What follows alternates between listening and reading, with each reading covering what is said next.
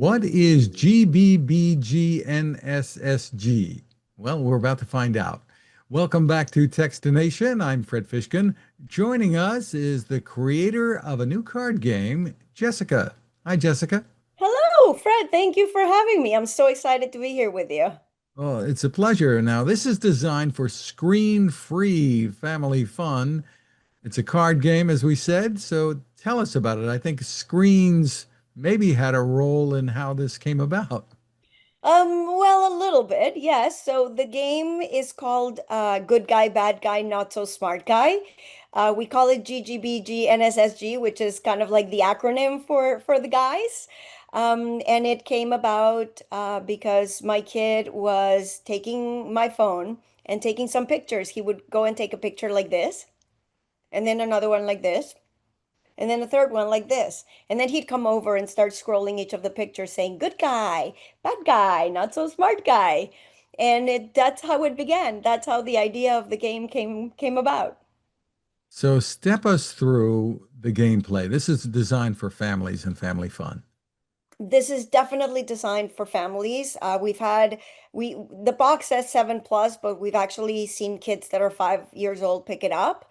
It depends on how gameful their families are. A 5-year-old might get a little bit upset by what happens in the game, so we said seven. But it's from seven and up. We've had 7-year-olds playing with their grandparents and having a lot of fun, and all of them are having fun. So, do you want me to run you through actually how to play the game? Yes, please tell us about it. Okay, so the game starts with you being handed 5 cards, and there's different cards on the deck. I'm going to show you a little bit. So there's good guys, there's bad guys, there's not so smart guys, and there's jerks. And the game starts with you shuffling the deck really, really, really well, and you get 5 cards. That's your hand, and the object of the game is to get 5 cards in a row on your table deck. The other cards are all numbers. So you get like from 1 to 10.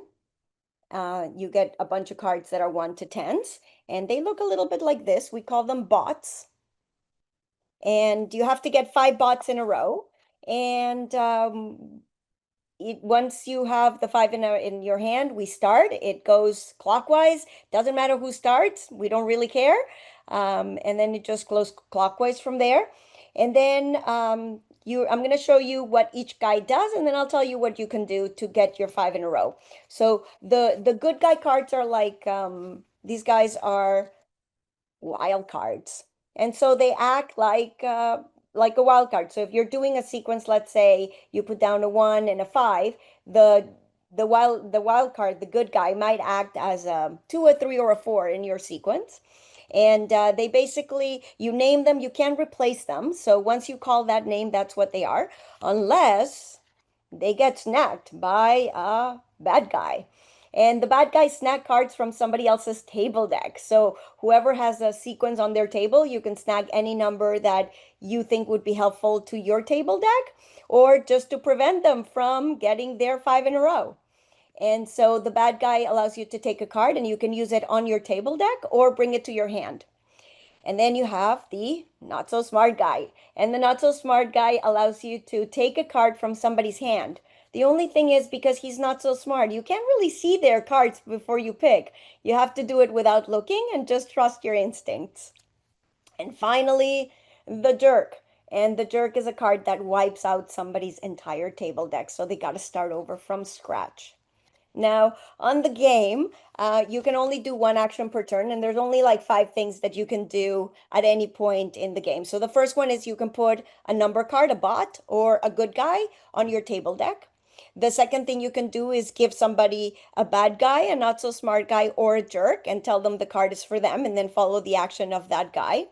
The third thing you can do is, you can only have 5 cards in your hand at any time. So if you have some cards that you might not use, you can discard them. That's the third thing you can do. The fourth thing you can do is you can pick up a card from the draw pile if you have less than 5 in your hand. And the last thing you can do is pick up the top card on the discard pile, but only if it's a number card. And that's it. That's how the game's played. It's really simple. You learn it in about 2 to 3 minutes. And once the action starts, you're off onto the races until the very end. You can win the game until the very last action, and nobody wins until the fat lady sings. And in Really my heart, interesting. that would be me. So, how long did it take you to create the game, and what was the process? Were you writing down on pad and paper, or have you done this kind of thing before? Have you tried to make games? So I had done one game before, but it was more an educational game that I had designed. And my husband, it's a digital game. And my husband had said, "Hey, listen, you should, since that one came out so easily, why don't you do another one? But can you please make it a card game? Because then we can travel with it and take it anywhere we go." And I'm like, "Sure. It's really not so easy to come up with a game, but I'll try." And so when that came up, this is when my kid was doing the good guy, bad guy, not so smart guy. So I had that in my head. And it took about 2 months to really create the game. And I created the guys first. And I created what the guys were going to do, the good guy, the bad guy, and not so smart guy. And then I had to give them something to do, right? So I gave them something to do. And then I created the number bots. And then slowly and surely during the week, I would think about what the actions of the games would be. And then over the weekend, my family was my beta testers, and we would play around with whatever rules I thought about that week and figure out what would work and what didn't work. And when we were kind of close to finding out what exactly was working, I'm like, I need a guy that actually wipes you out and makes you have to start over again. And that's how the jerk was born. And so I didn't write anything down, to be honest with you. It was all, I would process it in my head during the week. I would be like playing the game in my head. And then on the weekend, I would submit my family to playing with me to figure out if what was working in my head would actually work in real life.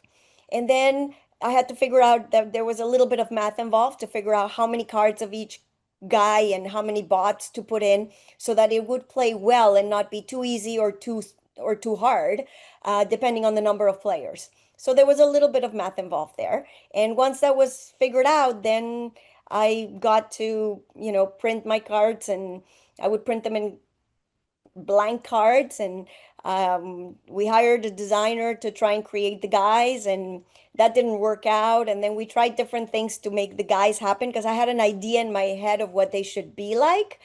And then out of frustration, I just decided to sit on my computer and design them myself. And so that's the guys that you get now.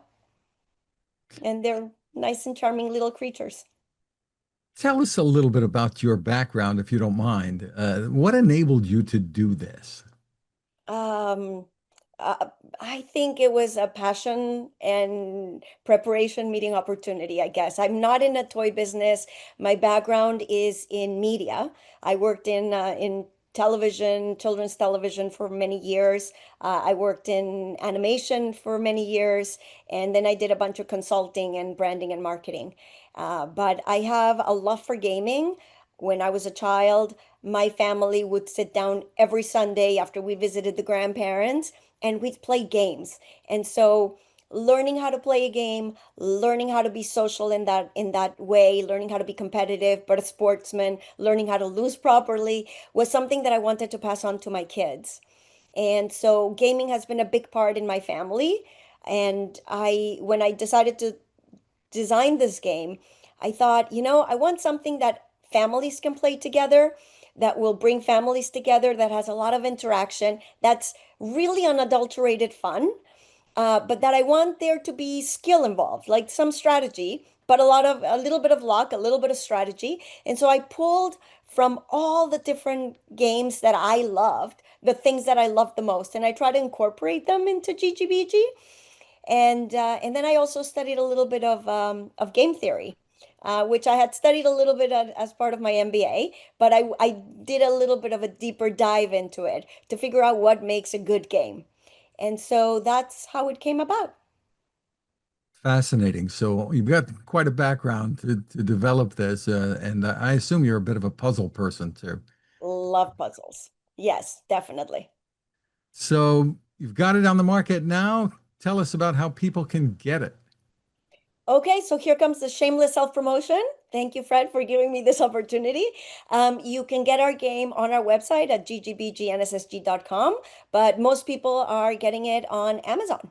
So go to Amazon, type GGBG NSSG or Good Guy, Bad Guy, Not So Smart Guy, and you can have it in your hand in a couple of days if you have Prime. Just terrific. Again, it's ggBGNSSG.com. You Jessica, got thank it. you so much for spending time with us. Fred, thank you so much for this opportunity, and I hope your audiences love it. If you play the game, let us know. We would love hearing your feedback.